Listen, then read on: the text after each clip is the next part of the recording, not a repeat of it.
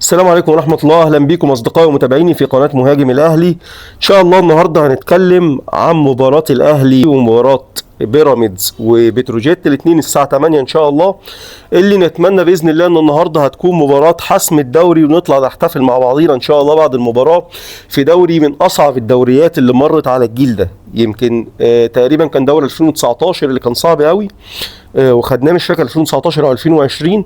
اعتقد ده قد يكون هو الدوري الاصعب حتى على مستوى الاحداث اللي حصلت بره الملعب، وانسحاب النادي الاهلي وخسارته 3 نقط وكلام كتير رايح وجاي، والتقدم للمحكمه الرياضيه كاس او للجنه التظلمات في مصر، وقرارات الرابطه وكل المشاكل اللي احنا مرينا بيها والضغوطات اللي مر بيها النادي الاهلي واداره النادي الاهلي واللاعبين في خلال الفتره اللي فاتت. فان شاء الله النهارده طبعا لو حسبة ورقية يعني لازم النادي الاهلي يلعب على الفوز النهارده، لان بنسبة كبيرة ان شاء الله يعني نتعشى من مباراة النهارده تكون مباراة الحسم في الدوري. كلنا عارفين طبعا النادي الاهلي عنده 52 بونت، بيراميدز عنده 50 نقطة.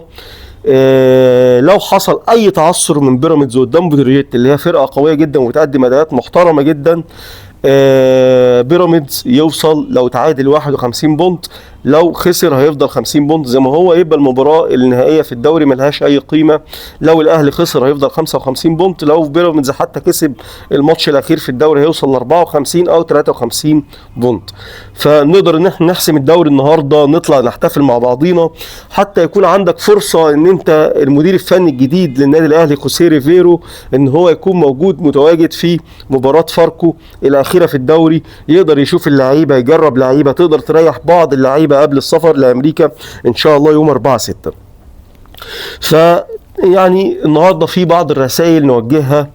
رقم واحد طبعا النهارده الحمل كله والضغوطات كلها والامال كلها على اللعيبه اكتر من اي حد تاني. النهارده محتاجين ان احنا نشوف لعيبه رجاله في الملعب، محتاجين نشوف 11 راجل في الملعب و8 رجاله موجودين على دكه الاحتياط. المكسب النهارده في رجليكم.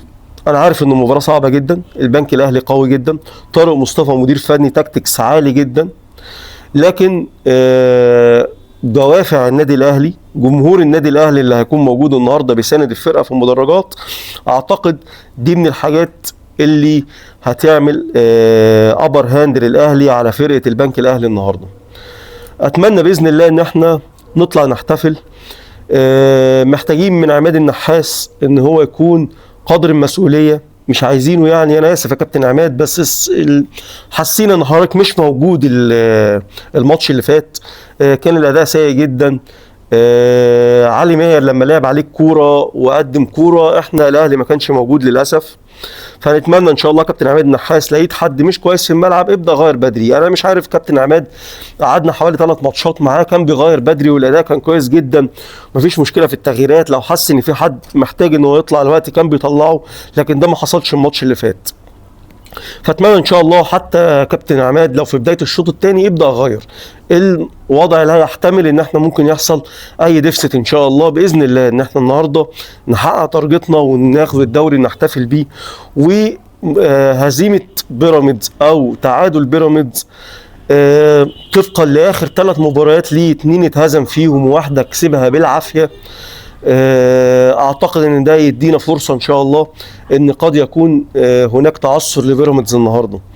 بتروجيت الاهلي كان كسبان 2-0 في ماتش بتروجيت اللي فات، بتروجيت رجعت وتعادلت 2-2، ثم في اخر الماتش احنا سجلنا الهدف الثالث وكسبنا بيه.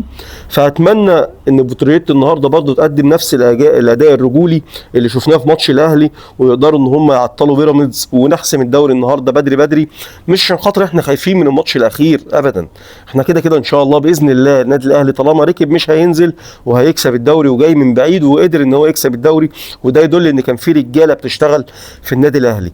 لكن عشان يكون عندي فرصه ان انا احضر واريح لاعيبتي لكاس العالم للانديه، او ادي فرصه لمدير الفني ان هو يقود المباراه الاخيره لفاركو حتى طبقا لرغبته، طبقا للتصريحات او الاخبار اللي واصله لنا ان هو حابب ان هو يكون المدير الفني للنادي الاهلي بدايه من مباراه فاركو. برضو لعيبه النادي الاهلي النهارده تاخد بالها من الحكام. يعني اتمنى يا رب ان شاء الله ان الحكام يكونوا على قدر المسؤوليه، ان ما يحصلش مجاملات على في الطرف الثاني، ان في مباراه النادي الاهلي ما يحصلش تحجيم للاعيبه النادي الاهلي، ما يحصلش ظلم في قرارات معينه للنادي الاهلي، خاصه بعد المشاكل اللي حصلت في الفتره الاخيره من النادي الاهلي ضد الحكام. فاتمنى ان شاء الله ان اللعيبه تكون عندها قدره والجمهور ان هم يضغطوا على الحكام عشان ناخد حقوقنا بس، وعشان الحكم يكون فير على ارض الملعب. فاتمنى ان اللعيبه ما تبقاش كيوت، يعني كفايه علينا الناس الكيوت اللي بتطلع في القنوات، لا، محتاجين اللعيبه النهارده تكون اجريسيف بادب واحترام، تكون اجريسيف بحيث ان انت تطالب ان انت تاخد حقك. تمام. فان شاء الله النهارده باذن الله نطلع مع بعضينا. انا قلت اعمل فيديو صغير كده نتكلم فيه عن مباراتنا النهارده، اللي باذن الله ان شاء الله تكون بنسبه كبيره هي مباراه حسم الدوري، ونطلع نحتفل مع بعض ان شاء الله بالليل. وشكرا والسلام عليكم ورحمه الله وبركاته. وما تنساش تعمل سبسكرايب واشتراك في القناه، ان انت تفعل زر الجرس عشان يوصلك كل جديد. وشكرا، السلام عليكم ورحمه الله وبركاته.